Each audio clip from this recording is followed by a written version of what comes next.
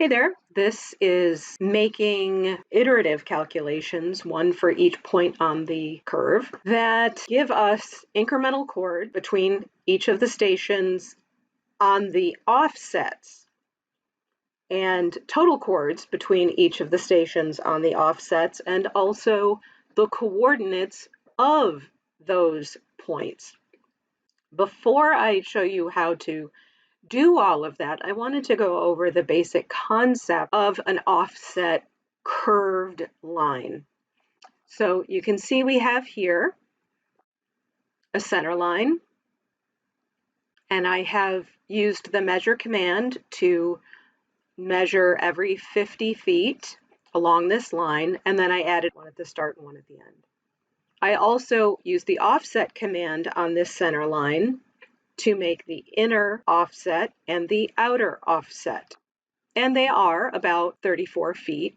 The problem is that a lot of you didn't know how to start at all. Where you should start is the spreadsheets that I provided to you at the beginning of the semester. These are the same spreadsheets we used for Lab 2, which was the same concept. The only thing that was new here was that you had to figure out what is the starting coordinate of each of these offsets in order to figure out the coordinates of all of these points. Well, there are no points on here, so that's actually part of what I want you to understand. The big idea is that radial offsets are very much like the coordinate transformation type called dilation. So that means that this will be the PC station, and somewhere in here will be the 50-foot, half station, and somewhere in here, but the chord distance between them on the outside will be longer than the chord on the center line. And all the chords on the inner offset will be shorter than the center line. And the reason for that is that, simply put, this has a larger radius and this has a smaller radius. So let me zoom out a little bit and you can actually see, here's the center line and there is its origin point. So let me set that on the center line layer. And let me add a center snap so I can easily get to it. And there it is. Well, they're all going to have the same center. See? Because they're offset from each other. The only difference is the radius. And you can see they're 34 feet apart. So what we were talking about with dilation, where everything here is going to be sort of shrunk down and everything out here is going to be enlarged, just like on a photocopier. Only instead of being linear, it's going to be radial. I'll show you what I mean. So let's draw a line perpendicular to this center line. There we go. Once I turned the endpoint off, now it's a deferred perpendicular snap. So I know that I want it to be perpendicular to this line, but I don't know where yet. I don't know where that's going to be yet. So I'm going here, and it automatically makes a perpendicular line. I'm going to sort of get it on this node. So now, because it's a line, I can go ahead and lengthen that. All right, so now I've got this line, and it's going perpendicular to the center line, and it crosses the outer offset and the inner offset. Okay, well, I want to put that on all the other stations too. So maybe I could just copy it. And I'm going to choose the node as my center point, and I'm just going to start, hey, wait a minute, what's going on here? They've all got the same angle. Now they're not perpendicular. to the center line anymore. Because see, this one is, but it's not, it should just be continuing. All right, so let's get rid of these. If you use a polar array, specify, I did noun verb there, so I'm going to specify the center. I'm going to say there are 9 items, and I'm only filling 57 degrees.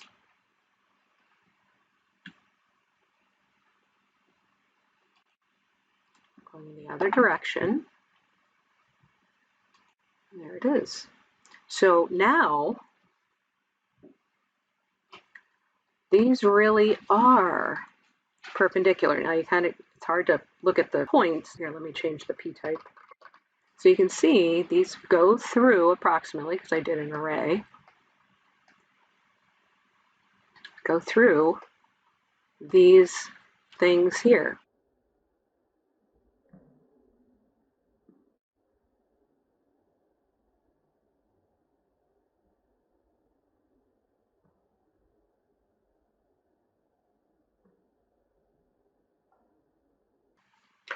Okay, so let's draw some chords.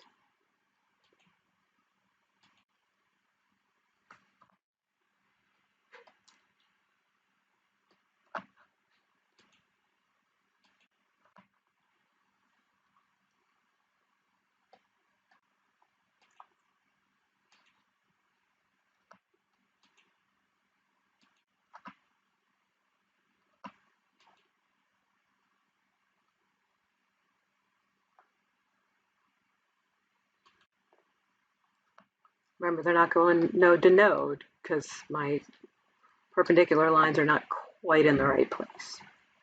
But you'll get the idea.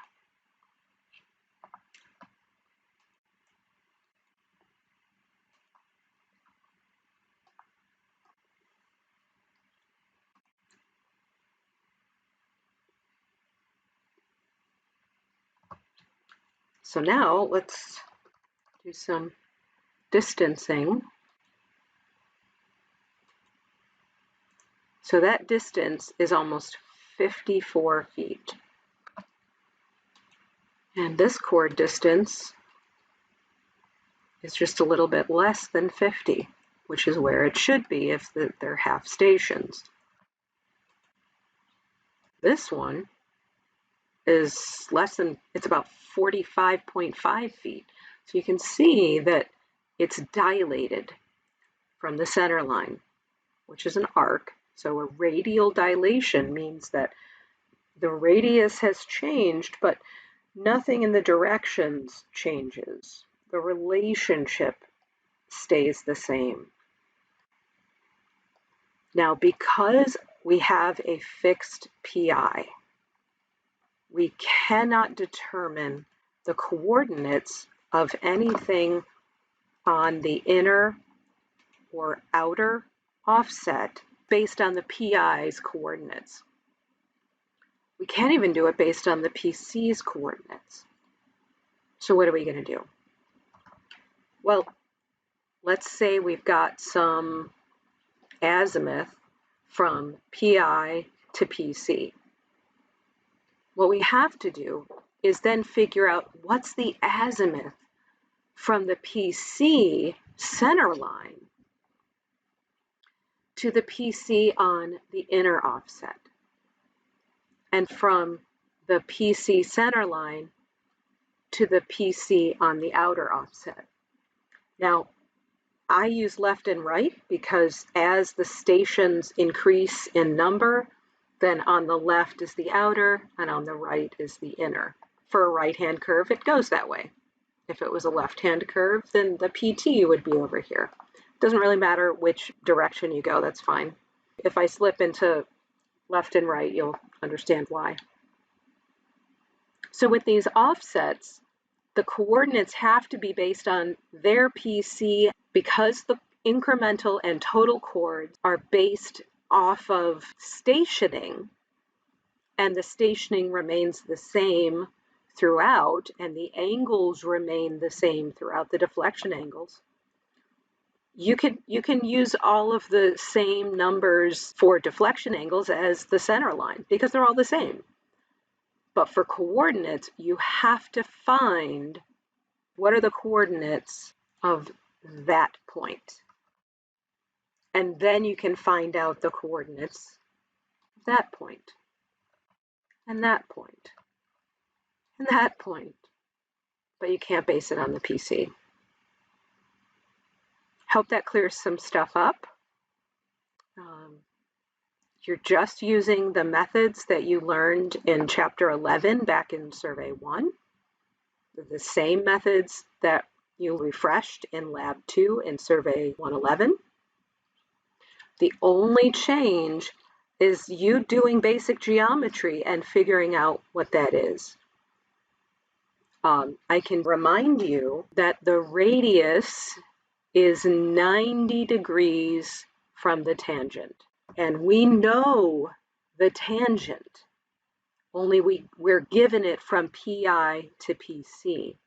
So if we get the back azimuth of that back tangent and add 90 degrees, we get to our inner offset. If we subtract 90 degrees, turn left, we get to our outer offset. And we already know the distance because that's our road template width plus 3 feet for the offset, which in your problem was 35. In this case is 34 in this example. So you've got all the tools that you need, and you're just using how to do coordinates, which honestly is a Chapter 11 skill. It's not even really in Chapter 24. It's just used there. So let's try this and see how well you do. Thank you. So here is my answer key for your homework problem. And you can see, just like normal, yellow is input, orange is something that is input that you need to do manually because it is used in a calculation, and green is an answer. So we input our I, and it converts it to decimal degrees. We put in our centerline radius. We know our back tangent azimuth, and that is from PI to PC. We know that the curve stations increase to the right. I just arbitrarily did that. It doesn't really matter, except on which is left and which is right. So the width of the entire carriageway is 64 feet. The perpendicular distance to the offset would be half of that plus the offset. We use that to figure out what the radius then is for the left and right offsets, or outer and inner. Then remember, I told you we had to figure out what is this azimuth going away from the PC in both directions, and that was the back tangent azimuth plus 90 degrees, go in that direction, and minus 90 degrees would go in this direction. Now, that would be, I did the back tangent azimuth plus 90 degrees, and then I did the back tangent back azimuth plus 90 degrees. You could have done plus 90 degrees and minus 90 degrees from this azimuth in this direction, the 268, or you could have done plus and minus 90 degrees from this azimuth, 88.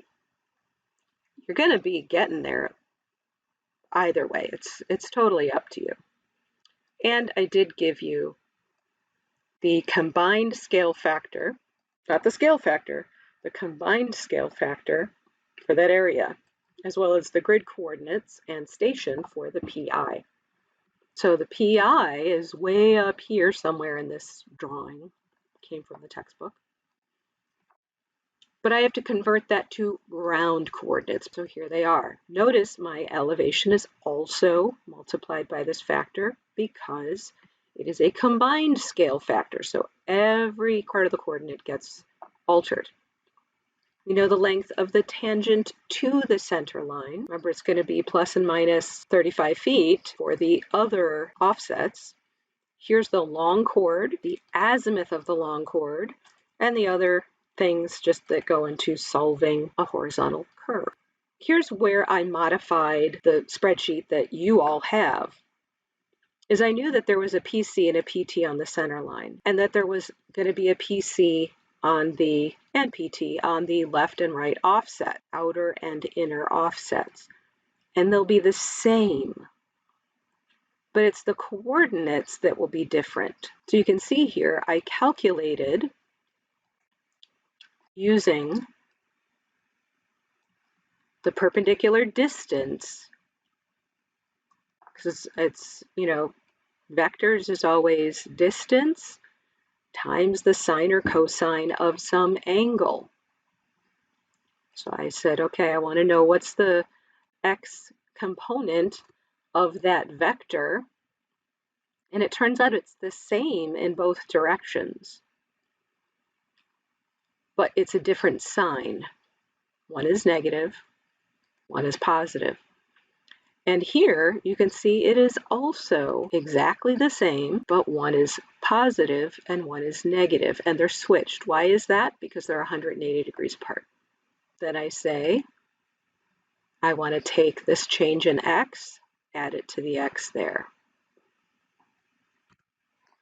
Take the change in y.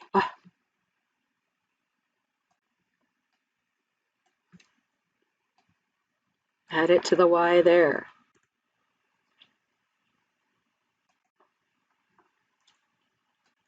Dang it, made the same mistake twice.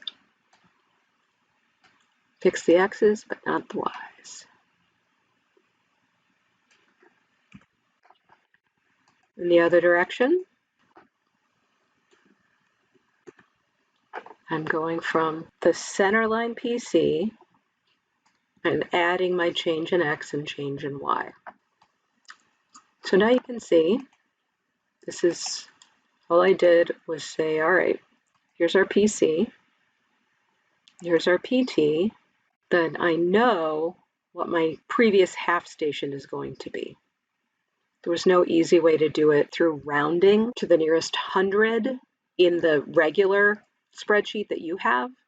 Here, I just had to subtract 50.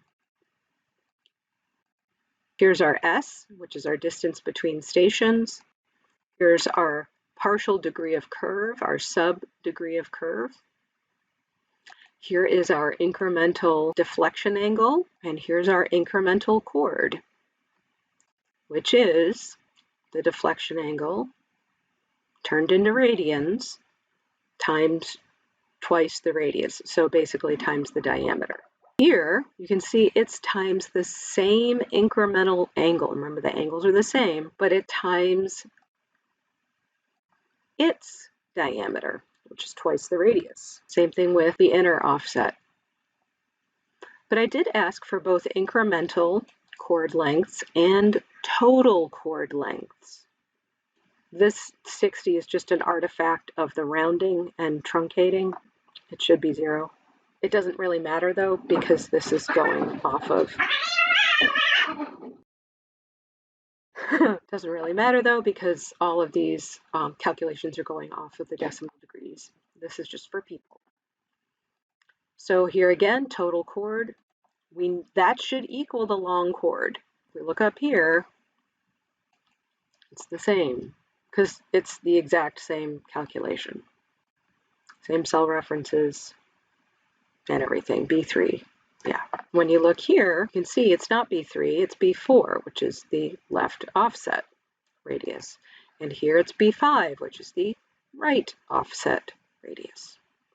So we've got that. And we had to go to a different sheet. Could have gone back to Survey 110 to the Chapter 11 coordinates, but we did have a coordinates tab for Chapter 24, horizontal curves. So here's that azimuth along the azimuth of all the chords. Remember, that's going to be the same for everything, and you can see they are all the same. The center line change in x of all of those stations. Centerline change in Y. You can see these are going based on that azimuth, the sine of that azimuth times the length of the total chord. Then this is the change in X added to X. For the left offset, it's still the same azimuth times the length of the chord for the offset. You can see it's over 500 feet, so it's the outer one. So this is that change plus the coordinate of the PC for the outer or left offset. Same thing for the right. Many of you did not attempt to make coordinates for the offsets. You can see how to do that. So let me know if you have any questions. Thank you.